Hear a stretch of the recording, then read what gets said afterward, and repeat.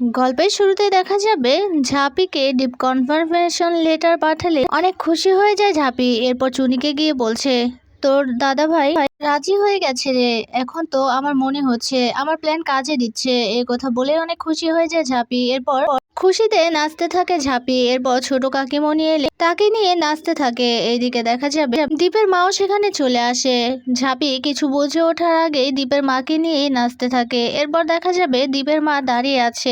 ঝাঁপি তো অবাক হয়ে যায় দীপের মাকে দেখে। এরপর ভয়ও পেয়ে যায়। ওইদিকে দীপের মা এসব কিছু দেখে ভীষণ রেগে যাচ্ছে। ওইদিকে চুনি তো ভীষণ খুশি হয়ে যাচ্ছে ঝাঁপির এমন আনন্দ দেখে। এইদিকে দেখা যাবে দীপের মা রাগী দৃষ্টি দিয়ে তাকিয়ে আছে ঝাঁপির দিকে। এরপর ঝাঁপি ভয় পেয়ে যায়। এরপর সেখান থেকে দৌড়ে পালিয়ে যায় ঝাঁপি।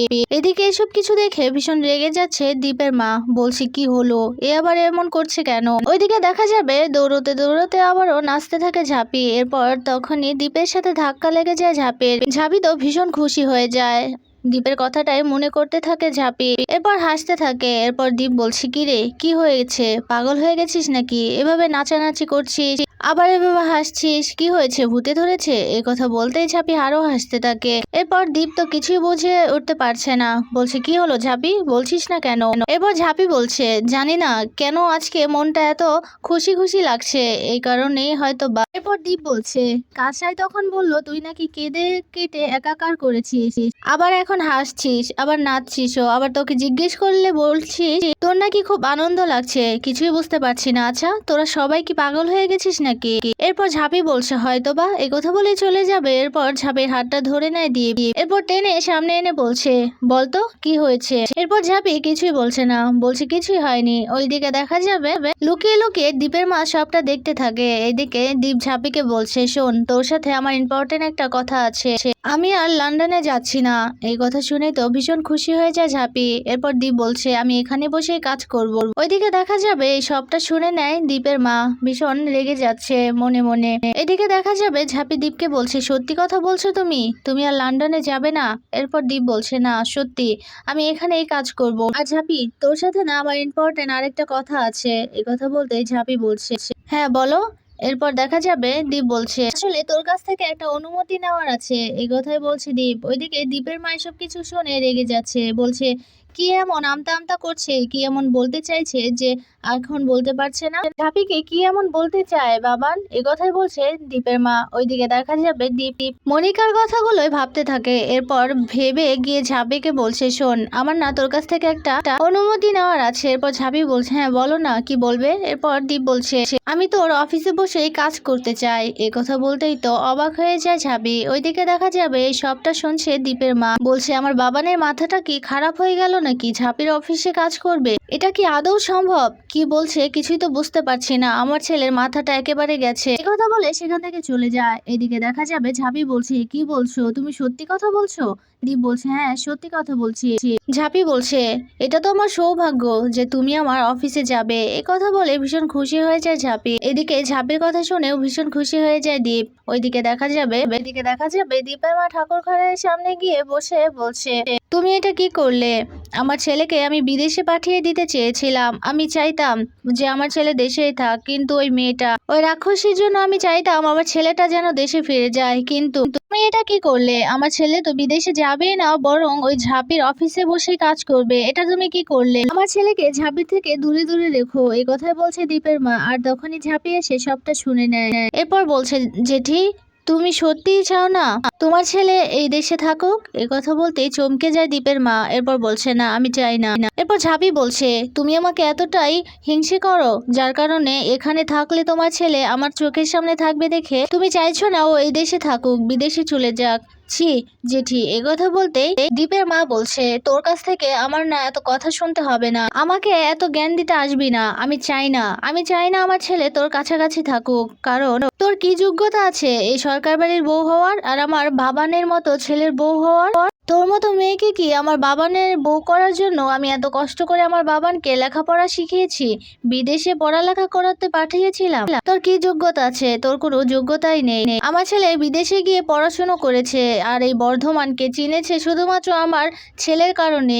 আর তুই তো বর্ধমানে থেকে কি ছাইপাস পাশ করে এসেছিস আর এখন একটা থার্ড ক্লাস ব্যাংক নিয়ে বসেছিস। তোর কি যোগ্যতা আছে আমার ছেলের বউ হওয়ার? এরপর ঝাঁপি বলছে, জেঠি তুমি কেন এমন করে বলছো? তুমি তো নিজেও জানো আমাদের বিয়েটা কেমন করে হয়েছে, কিন্তু তারপরেও তুমি আমাকে কেন দোষ দিচ্ছ? কথাই বলছে ঝাঁপি। এরপর দীপের মা বলছে, শোন, তোর এত কথা শোনার জন্য আমি এখানে বসে থাকিনি। আমি চাই না তোর মতো এমন একটা মেয়ে আমার ছেলের জীবনে থাকুক। তোর কোনো যোগ্যতাই নেই এই সরকার বাড়ির বউ হওয়ার, আর আমার ছেলের বউ হওয়ার তোর কোনো যোগ্যতাই নেই। এই কথাই বলছে দীপের মা। এরপর ভীষণ কষ্ট পায় ঝাঁপি। এরপর ঝাঁপি বলছে, শোনো জেঠি, তুমি যখন আমাকে এতই অপমান করছো, শোনো, আমারও যোগ্যতা আছে, তবে আমি এটা কথা বলে প্রকাশ করতে চাই না, আমি এটা কাজে করে দেখিয়ে দেব। আমি তোমাকে কথা দিলাম, আমি একদিন নিজেকে যোগ্য প্রমাণ করব। আজকে যেমন তোমার ছেলের জন্য তোমার গর্ব হয়, একদিন তোমার ছেলের বৌমার জন্য তোমার গর্ব হবে। এরপর দীপের মা বলছে, শর্ত?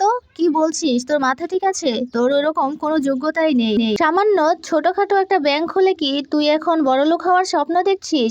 এই স্বপ্ন তোর কোনো দিনও পূরণ হবে না। এরপর ঝাঁপি বলছে, তুমি তো জানোই জেঠি আমার ব্যাংকার হওয়ার খুব স্বপ্ন, তবে এই স্বপ্ন আমি পূরণ করতে পারবো, সেটা আমি জানি। এরপর দীপের মা বলছে, সেই স্বপ্ন তোর কোনো দিনও পূরণ হবে না, আর না তুই আমার ছেলের বউ হয়ে থাকতে পারবি। আমার ছেলে একদিন তোকে দূর দূর করে তাড়িয়ে দেবে, দেখিস। এরপর ঝাঁপি বলছে, দেখো জেঠি, তুমিও একদিন আমাকে মেনে নেবে আর তুমি আমাকে নিয়ে গর্ব করবে, আর তোমার ছেলেও আমাকে বউ হিসেবে মেনে নিয়েছে, আর একদিন মন থেকে মেনে নেবে আর আমাকে নিয়ে গর্ব করবে। তুমি দেখে নিও, আমি তোমাকে কথা দিলাম। এই কথা বলতেই দীপের মা রেগে সেখান থেকে চলে যায়। এরপর ঝাঁপি ঠাকুরের সামনে গিয়ে বসে বলছে, আমার কি দোষ বলো তো? আমি তো ইচ্ছে করে এই বিয়েটা করিনি, তুমি তো ঝুড়িটা লিখে দিয়েছো, সেই কারণেই তো বিয়েটা হয়েছে। দীপ যদিও বা আমাকে বউ হিসেবে মেনে নিয়েছে, কিন্তু আমার ভালো তো আর বাসে নাই। আর জেঠি তো আমাকে বউ হিসেবে মেনেই নেয় নাই। আমাকে আজকে জেঠি এতগুলো কথা শুনিয়ে গেল, এত অপমান করে গেল। আচ্ছা, আমি কি আমার স্বপ্ন পূরণ করতে পারবো না? আমি কি আমার একটা ব্যাংক বানানোর স্বপ্ন পূরণ করতে পারবো না? দেখো তুমি, আমি যেন আমার স্বপ্নটা পূরণ করতে পারি আর সবার মনে জায়গা করে নিতে পারি। এই কথাই বলছে ঝাঁপি। ওইদিকে দেখা যাবে সকালবেলা দীপ রেডি হয়ে রাস্তা দিয়ে অফিসে যাওয়ার জন্য রওনা হচ্ছে। ওইদিকে দেখা যাবে স্কুটি নিয়ে চলে এসেছে ঝাঁপি। দীপের সামনে গিয়ে বলছে, তুমি অফিসে যাচ্ছ না? চলো একসাথে যাই। এই কথা বলতেই দীপ বলছে, কি তোর সাথে আমি যাব স্কুটিতে? এরপর ঝাঁপি বলছে, কেন? তুমি তো আমার সাথেই যাবে, তুমি তো একই অফিসে যাবে, তাই আমার সাথেই যাবে। এরপর দীপ মনে মনে বলছে, না, তোর সাথে আমি কাজ করব, এমনিতেই তুই আমার সামনে থাকবি।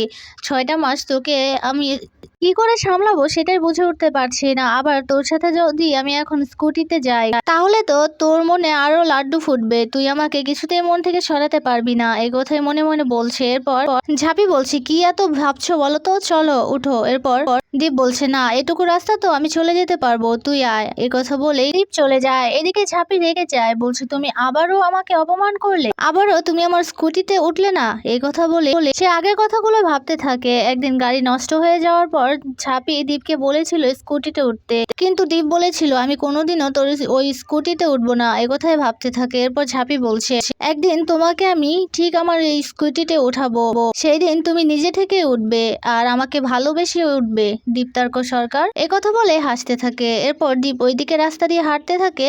এদিকে ঝাঁপি তার স্কুটি নিয়ে দীপের সামনে দিয়ে চলে যায়। দীপ অবাক হয়ে তাকিয়ে থাকে ঝাঁপির দিকে। ওইদিকে দেখা যাবে আগেই চলে গেছে ঝাঁপি। এরপর সবাইকে বলছে, তাড়াতাড়ি করো, এক্ষুনি কিন্তু চলে আসবে। ও চলে আসার আগেই কিন্তু আমাদের সবটা সামলে নিতে হবে, সবকিছু শেষ করে ফেলতে হবে।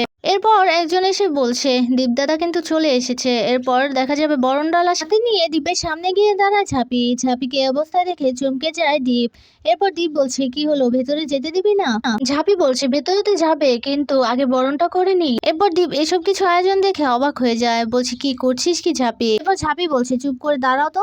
কথা বলে বরণ করে নিচ্ছে দীপকে, যেটা দেখে ভীষণ খুশি হয়ে যায় দীপ। এইদিকে ঝাঁপি বলছে, আজকে তুমি লক্ষ্মী যাবি ফিনান্সে প্রথম পা রাখো। থাকলে তুমি আজকে জয়েন করবে, আর তোমাকে যদি এভাবে বরণ করে না ঢোকায় তাহলে কি হয় নাকি? একথা শুনে ভীষণ খুশি হয় দীপ। দীপ বলছে, এখানে তো আমি জয়েন করতে আসিনি, আমি শুধু এখানে বসে কাজ করব। এই কথা বলে ভেতরে চলে যায় দীপ। এরপর আশেপাশে তাকিয়ে মুগ্ধ হয়ে যায় দীপ, কারণ অনেক সুন্দর করে সাজানো হয়েছে অফিসটা। এরপর দেখা যাবে ঝাঁপিয়ে এসে দীপকে বলছে, ওই চেয়ারটা তোমার জন্য এখনো খালি পড়ে আছে, ওই চেয়ারটাতে শুধুমাত্র তুমি বসবে, সে কারণে আজকেও তুমি ওই চেয়ারটাতে বসবে। এই কথা বলতেই দেখা যাবে দীপ বলছে, শোন ঝাঁপি, আমি কিন্তু এখানে তোর সাথে পার্টনারশিপে কাজ করতে আসিনি। ওই চেয়ারটা তো তুই রেখেছিলিস যে তোর সাথে পার্টনারশিপে কাজ করবে, আমি তো আর তা করবো না, আমি তো শুধু এখানে বসে কাজ করব, তাও আবার অন্য কোম্পানির। এই কথা বলতেই ফ্যাকাশে হয়ে যায় মুখটা ঝাঁপির। এরপর ঝাঁপি বলছে, কি বলছো কি তুমি? তার মানে তুমি ওই চেয়ারটাতে বসবে না? ওই চেয়ারটা তো আমি তোমার জন্যই রেখেছি। এরপর দীপ বলছে, তুই আমার কথা বুঝতে পারিসনি? তুই তো ওই চেয়ারটা রেখেছিলিস তোর পার্টনারশিপের জন্য, কিন্তু আমি তো আর তোর পার্টনার না, তাই আমি ওই চেয়ারটাতে বসতে পারবো না ঝাঁপি, আমি অন্য চেয়ারটায় বসে কাজ করে যাব। এই কথা বলতেই দেখা যাবে অনেকটাই কষ্ট পেতে থাকে ঝাঁপি। এরপর দীপ বলছে, শোন ঝাঁপি, তুই কিন্তু আয়োজনটা খুব ভালোই করেছিস, খুব সুন্দর করে এই অফিসটাকে সাজিয়েছিস, সত্যি খুব ভালো লাগছে দেখতে। আমি চাই তুই এরম ভাবে এগিয়ে যা, অনেক দূরে যা, তুই তোর নাম প্রত্যেকটা জায়গায় জায়গায় থাকুক, আমি এটাই চাই। এই কথা বলে হাসতে থাকে দীপ। এরপর ঝাঁপি বলছে, হ্যাঁ কিন্তু তুমি কি ওই চেয়ারটাতে বসবে না? এরপর দীপ বলছে, না বসবো না। এরপর দীপ গিয়ে আরেকটা চেয়ারে বসে পড়ে। এদিকে দেখা যাবে মন খারাপ করে দাঁড়িয়ে আছে ঝাঁপি। এরপর সাথে থাকা মেয়েগুলো বলছে, ঝাঁপি দিদি যাও গিয়ে বসো। এই কথা বলতে ঝাঁপি চলে যায়। এদিকে দুজন মেয়ে এক অপরকে বলছে, আজকে ঝাঁপি দিদি খুব কষ্ট পেল, দীপ দাদা ওই চেয়ারটাতে বসলো না। এরপর আরেকজন বলছে, একদিন দেখবি দীপ দাদা নিজে থেকে ওই চেয়ারটাতে বসেছে, এরপর ঝাঁপি দিদির আর কোনো কষ্ট হবে না, মিলিয়ে নিস আমার কথা। ওইদিকে দেখা যাবে ঝাঁপি চেয়ারে বসে আছে। এরপর দীপের দিকে তাকিয়ে বলছে, খুব অহংকার না তোমার? একদিন তুমি নিজে থেকে এই চেয়ারটাতে এসে বসবে, আমার কথা মিলিয়ে নিও। আজকে তো অহংকার করে আমার এই চেয়ারটাতে তুমি বসলে না, প্রত্যাখ্যান করলে, কিন্তু একটা সময় নিজে থেকে এসে বলবে আর এই চেয়ারটাতে বসবে।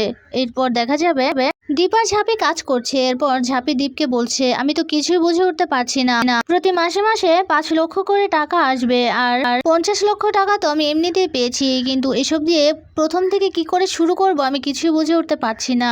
দীপ এসে বলছে, ঝাঁপি তুই কোনো চিন্তা করিস না, আমাকে একটু সময় দে, আমি সবটা ম্যানেজ করবো আর তোকে বুঝিয়ে দেব, কিভাবে করলে ভালো হবে আর কিভাবে উন্নতি হবে আমি সবটা তোকে বুঝিয়ে দেব। কথাই বলছে দীপ ঝাঁপিকে। এরপর দেখা যাবে দুজনে কাজ করছে। এরপর দীপ ঝাঁপিকে বলছে, ঝাঁপি আজকে না তুই খুব সুন্দর করে সাজিস শাড়ি পরে। এই কথা বলতে ভীষণ খুশি হয়ে যায় ঝাঁপি। বলছে, আজকে এমন সাজবো সত্যি তুমি পাগল হয়ে যাবে। ওইদিকে দেখা যাবে সন্ধেবেলায় সবাই যখন রেডি হচ্ছে, আর তখনই শাড়ি পরে সুন্দর করে সেজে ঝাঁপি এসেছে দীপের সামনে। ঝাঁপিকে খুবই সুন্দর লাগছে, যেটা দেখে মুগ্ধ হয়ে যায় দীপ।